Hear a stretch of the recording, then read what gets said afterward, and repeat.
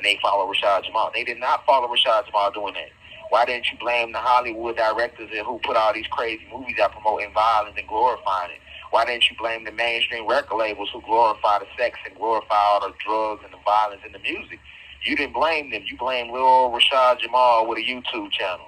You know what I'm saying? And then you saying you have that. I'm hearing rumors that, my team telling me they got a whole Wikipedia page dedicated to the University of Cosmic Intelligence, talking about it's a code. But the University of Cosmic Intelligence is a spiritual and philosophical domain. This is my sanctuary, and I go live on my channel, and it's a YouTube channel. Anytime I open my mouth and speak and teach, that's the university. You know what I'm saying? And of course, I had to make it cool. So I say, hey, this is the university, class in session, because we learning in here. If you look at the ancient universities, it wasn't like how they was today. You didn't have to go pay no tuition fees, and you wasn't going in there getting watered down knowledge. The real universities anciently was about involved us spiritually, not getting no paper diploma, some of this material. No, the diploma you got was a spiritual diploma. You ascended to the next level of spirituality. You increased your vibration. You started emitting more forms of divine love and peace. You know what I'm saying? You start standing in truth more. We unified more. Those were our diplomas. We helped heal the planet. Those were our diplomas. We spoke life into one another. Those were our diplomas. You know what I'm saying? We believed in community. We believed in the village. You know what I'm saying? Those were our diplomas. We didn't have to walk across the stage to shake the principal hand, because we walked across the land and shook the hands of the dragons. We shook the hands of the giraffes. We spoke with the lions. We spoke with the elephants. We spoke with the roses. We sat and spoke with the sunflowers. You know what I'm saying? We hugged the jasmines. We hugged the trees. You get what I'm saying? We walked to the sea and we communicated with Mami Wata and those spiritual and those water spirits. We communicated with the gnomes. You have 1 minute left. We communicated with the gnomes and the earth elemental beings. You feel me? We was one with the elements, and when we seen our goddesses, we spoke life into them. We knew the black / Latino woman to be the womb of the entire cosmos. She is God, right? She's the infinite creator, and we knew ourselves to be an extension of her, so therefore that made us gods. And we knew that both the divine feminine energy, the divine masculine energy is not more powerful than the divine feminine energy. And the divine feminine energy is not more powerful than the divine masculine energy. We understood that the two together forms what we know to be the creator, because the creator is composed of both. We knew we had the X and the Y chromosome within us. Those were our diplomas. Those was how we walked across the stage. Those were our celebrations, you know what I'm saying? Things that really matter, you know what I'm saying? Not the material, watered down bullshit we got today. So that's what the University of Cosmic Intelligence is about, helping us get back to that level. You know what I'm saying? For all races. It has nothing to do with your pigmentation of your skin. Thank you for using Securus.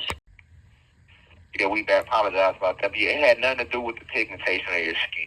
You know what I'm saying?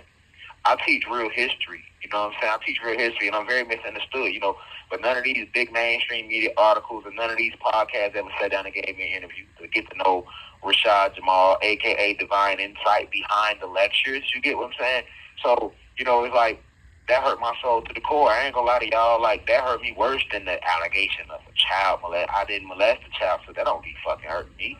I feel tried, coming out the street, like, man, I'm real gangster. Like, you tried a gangster. That's how I feel on that. But as far as when it comes to the work I'm putting in on the planet to really help us, man, I pour real love into us on all levels, man. I always donate it back to the less fortunate, whether on camera or off camera, whether it be giving them money or giving them advice.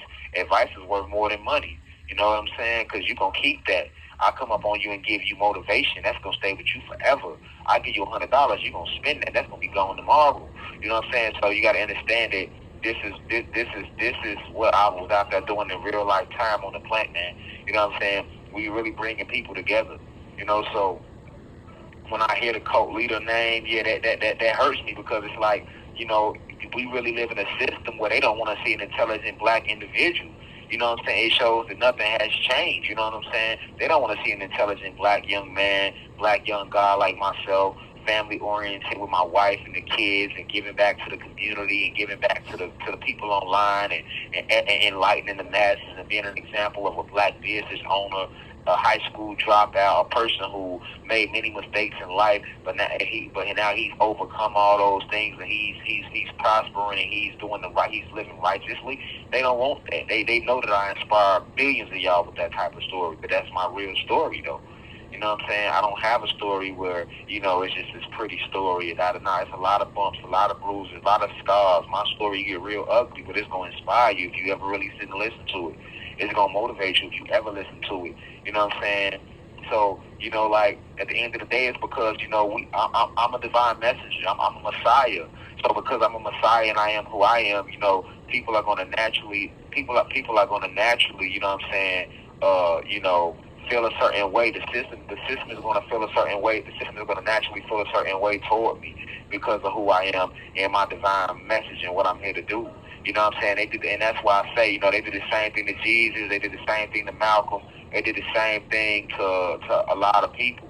But the person who I see them doing it to the most was like Yahshua, aka Jesus Christ. You know what I'm saying? Like, I noticed how, like, I was 33 years old when I started teaching publicly.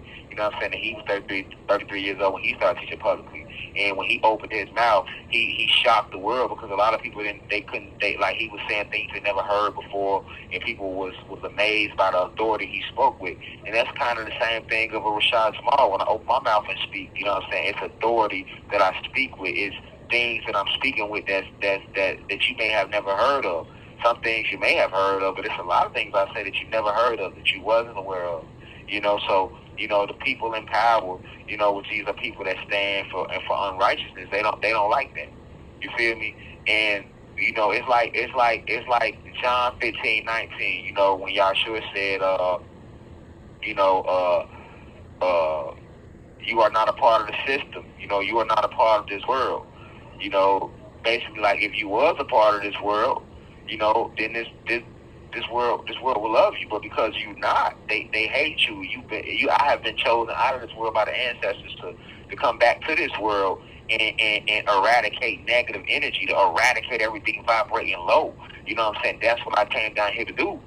So if that's what I came down here to do, then you're not supposed to like me. You get what I'm saying? And when, like I was telling y'all, whenever you see a bunch of people gang up on one person, you know that person has to be something special about that person, because you got mainstream media calling me a cult leader, and then when you go to social media, you got people that's making videos lying on my name. You got people that said I was cloned. You got people that said my family was cloned. You got people that say I sold out. You know what I'm saying? I hear about all this. This is my response. Y'all writing emails, y'all sending letters, and y'all want to know how I feel. This is really how the fuck a nigga feel. Like, you got people out there that I've heard, like, he sold out. How the fuck I sold out and I'm sitting in prison for speaking truth? You know what I'm saying? That be the shit when I be like, damn, I should have sold out, because I didn't sell out, but you gonna say I sold out when I'm literally sitting here in prison for speaking truth and waking up millions of people. I'm not sitting in prison for a child molestation allegation that never took place. I'm literally sitting in prison for waking up millions of people. And the fact that they are now calling me a cult leader, I don't have a cult. I never told anybody to do nothing negative, but yet they're trying to associate that with my being proves that.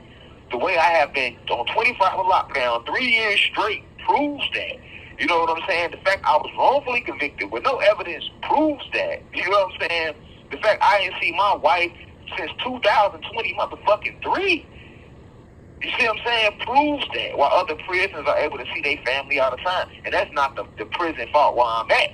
I'm not shooting no shots at Hayes Prison. I'm not, because these people ain't really disrespecting me. You know what I'm saying? I'm going to be real. They ain't really fucked with me, disrespecting me. They only enforcing an agenda that has came from above them. So if they don't lock me down, if they don't treat me a certain way, they lose their job. At that point, it's just business. You see what I'm saying? So, but at the same time, it's a million attacks going on one individual. Why so many attacks on one individual if what I said wasn't true? You see what I'm saying? I just got a YouTube channel. I just went live from my iPhone. You know what I'm saying? And look what came with that. Look how many people have been awoken. Look how many people have been inspired. And look how much hatred came behind that. You get what I'm saying? Look how much hatred came behind that. Right? You got people saying that I'm not even in prison. That's hatred. See what I'm saying? That's called a smear campaign. And you got so many different ones going. You see what I'm saying? You got to think, the goal is to stop y'all from getting this enlightenment. But I ain't never stopped, though. I'm talking about from the moment I started when the George Floyd riots happened, I was on